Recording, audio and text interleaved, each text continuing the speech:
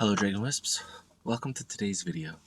Today we're going to be continuing with our 3.5 Dungeons & Dragons tutorials with the Cleric class. So, first things first, before I begin, as always I'd like to remind you to like the video and subscribe to the channel if you haven't yet to become a Dragon Wisp. And if you'd like to support the channel more directly, the Patreon and shop links are in the description below, as well as the Discord link if you would like to join the Discord channel, where you can join in and play some Dungeons and Dragons. Alright. Without further ado, sit back, relax, and let's make a cleric character. Alright, so the first thing you need to know is that Cleric is definitely something you're going to want in your party, unless you're in a no magic campaign, which does happen, which I think I've mentioned before. Because your clerics, your band-aid basically. They get healing spells. Then they've also got the turn and rebuke undead, depending on their alignment, which we will get into after. They can also hold their own, which, again, we'll get into after. So, first and foremost, the abilities you want for your cleric. You want wisdom and constitution, as well as charisma. Wisdom affects the strength of your spells, how many you can cast, how hard they're to resist, that sort of thing. Constitution is their hit points, which is important. Anybody who's played Dr. Dodgeball or any of its other renditions knows that without your healer being able to get to those who need it, it's over. And then charisma, because that affects the cleric's ability to turn undead or rebuke undead. The alignment of the cleric must always be within one step of their deity. So you can be one step on either the lawful chaotic axis or the good evil axis, but not both. There's an exception. There's the Clerics of St. Cuthbert, who's a lawful neutral deity, but they may only choose between lawful good and lawful neutral.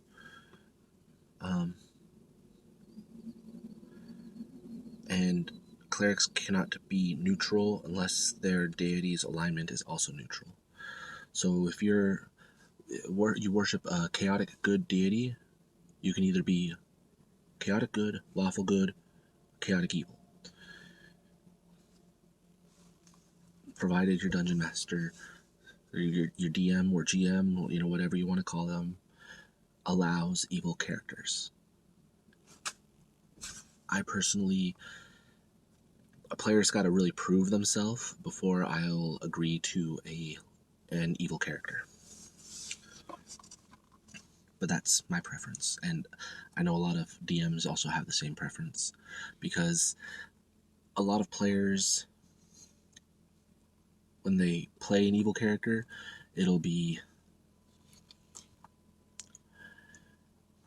I kill him. Why? I'm evil. I burn down the orphanage. Why? I'm evil.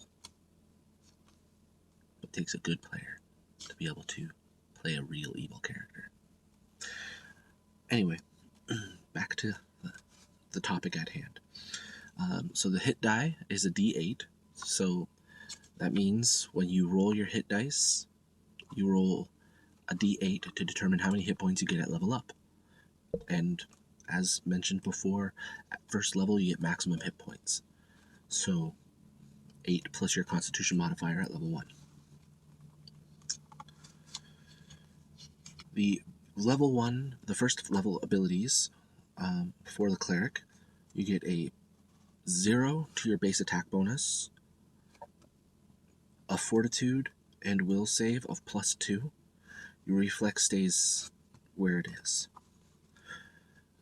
You have 3 0-level spells and 1 +1 first level spell.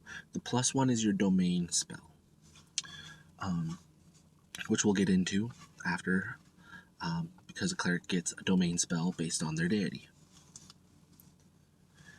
And then the special ability is the ability to turn or rebuke undead, which I will explain after. I want to go through the skills and stuff first. Alright, so the cleric's skills are concentration, craft, diplomacy, heal, knowledge arcana, knowledge history, knowledge religion, knowledge of the planes, profession, and spellcraft. So they don't get a lot of skills. However, they do have the potential, based on their deity and their domain, to gain domains class skills. Like a cleric who chooses the animal or plant domain gains knowledge nature. A cleric who chooses the knowledge domain gets access to all knowledge skills. A cleric who chooses the travel domain adds survival to their list. A cleric who chooses trickery adds bluff, disguise, and hide. I think there's more, but we'd have to get more into the deities after, for that. They get 2 plus their intelligence modifier of skill points to put into the skills, which I don't think I've explained yet, but I will once I get to that point in these tutorials.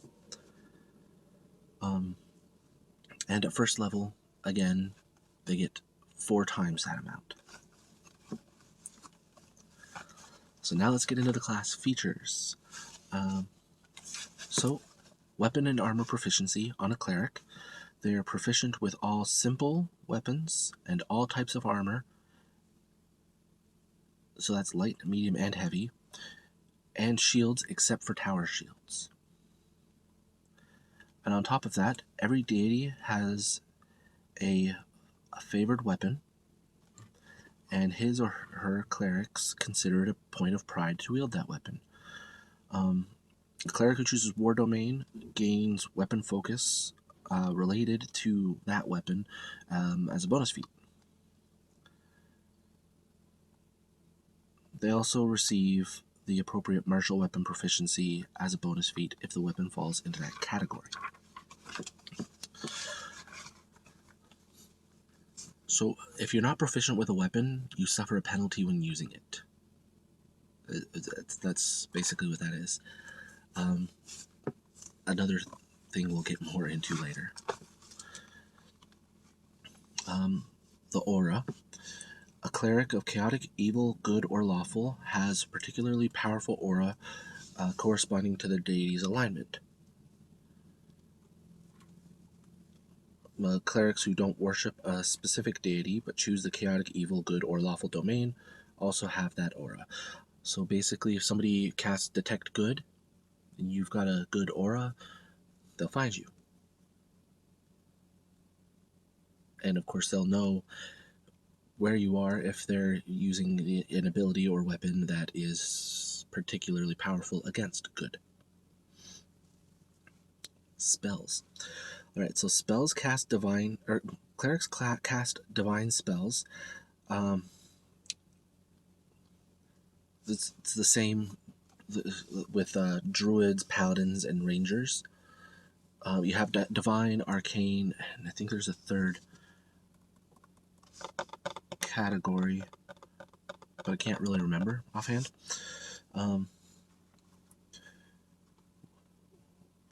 Which are drawn from the cleric spell list. We'll get into spells at a later time.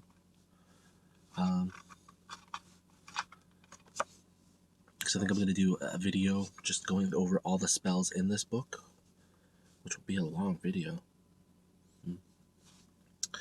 A cleric can cast any spell from their list of the levels that they have access to.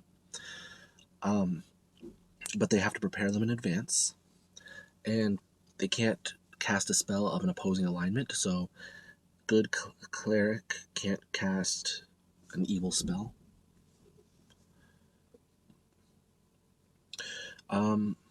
In order to cast a spell, they have to have a wisdom score equal to at least 10 plus the spell level. So if you want to cast a 4th level spell, you need to have 14 in wisdom. Okay, and the DC for a saving throw against a cleric spell is 10 plus the spell level plus the cleric's wisdom modifier. So if you're casting a level 4, you've got a 14, let's just say 14.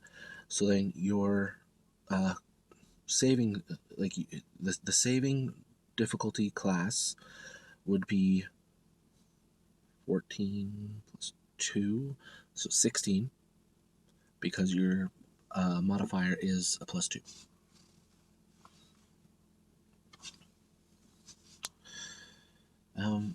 You have a limited amount of spells that you can cast per day. You get bonus spells if you have a higher wisdom score. And then you can prepare a domain spell slot from one of your 2 domains.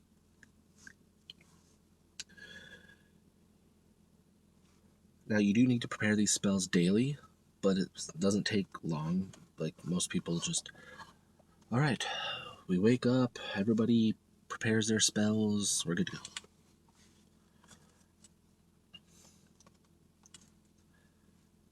I'm not going to list the deities yet, but I will get into depth with them. I think I've got the complete Divine book too, which has more deities to choose from. So clerics have spontaneous spellcasting, which means, like I said, oh, no, they don't need to prepare their spells. Yes, they do need to prepare their spells. Spontaneous casting, I was thinking something completely different. Alright, so spontaneous casting means you can sacrifice a spell of any level to cast, let's say a good cleric, to cast a cure wounds spell of that level. Evil, obviously, is inflict wounds of that level. I think sorcerers have spontaneous spellcasting for something. I can't remember offhand. So, yeah. So, like, you know, party's in trouble, you haven't prepared enough cure spells. I sacrifice amanuensis and cast cure minor wounds.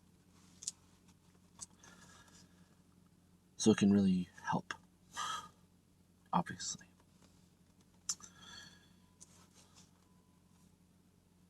Okay. Can't cast spells of an alignment opposed to your deities. Alright, so turn or rebuke undead. Clerics have the ability to turn or destroy undead or rebuke undead, so turn them to aid you instead.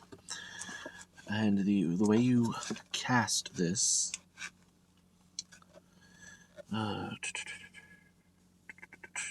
you may attempt to turn undead a number of times equal to 3 plus your charisma modifier, and a cleric with 5 or more ranks in knowledge religion gets a +2 to this. To turning checks, against the undead.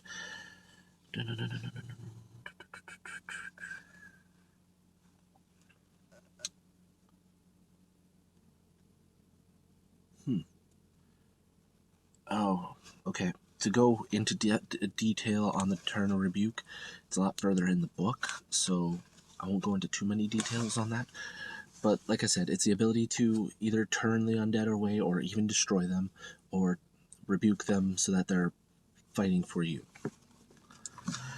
And bonus languages. A cleric's bonus language options include Celestial, Abyssal, and Infernal, languages of good, chaotic, evil, and lawful evil outsiders.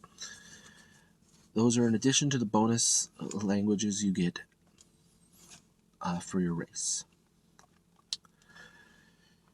Now, here's where it gets tricky. Clerics. So if you perform actions that grossly violate the code of conduct required by your god, you lose all spells and class features except for your armor and shield proficiencies and proficiency with those simple weapons. You can't gain new levels as a cleric of the god that you serve until you've atoned for your sins, basically. That being said, I haven't seen it very often, but you can worship a different deity. That's where it gets complicated, though, because you got to pick your deity and whatnot. All right, so that's the first level cleric. If you have any further questions, feel free to comment below on those. And now, let's get into my most and least favorite clerics that I have played. I think my favorite one was his name was Will Scarlet O'Hara, and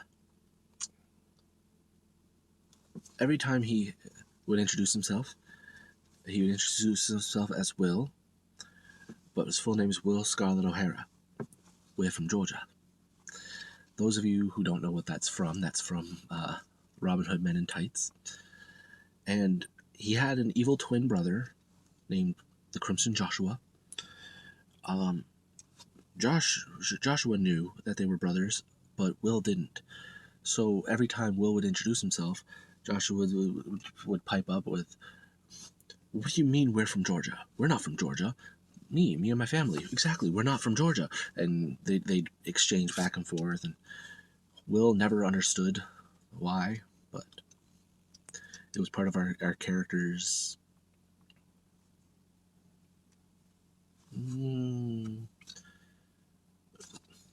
It was like their calling card, basically. And the two of them worked really well together. I believe Joshua's end goal was to replace his brother in his family, and potentially, I think, kill him in the end. Which led to a lot of, "Oh no, Will's in trouble. I guess I'm gonna go save him because nobody's taking him out but me." And the more this happened, the closer they got. Joshua no longer wanted to kill him or anything. And then, honestly, before things got really good, game ended. The DM just couldn't think of anything else. But yeah, I liked the two of them together. They worked really, really well together. Now let's see. Least favorite.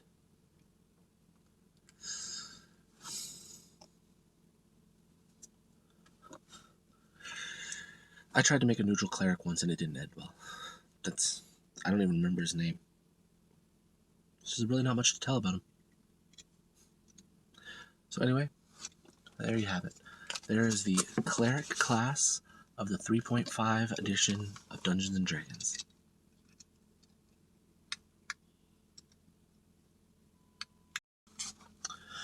Thank you for joining me for today's video. Today, when we covered the Cleric of 3.5 edition. Next, we'll be covering the Druid, so feel free to tune in for that if that's something you're interested in. It's another class I don't have much experience with, but I've got enough. I hope it was educational for you. I hope you enjoyed it. Feel free, like I said, to if you have any questions, to comment below, and I'll do my best to answer them. Yeah. Like I said at the beginning of the video, clerics are definitely a staple member of the party. So, I guess that covers that. So, again, thank you for joining me, and as always, have a peaceful day. Bye.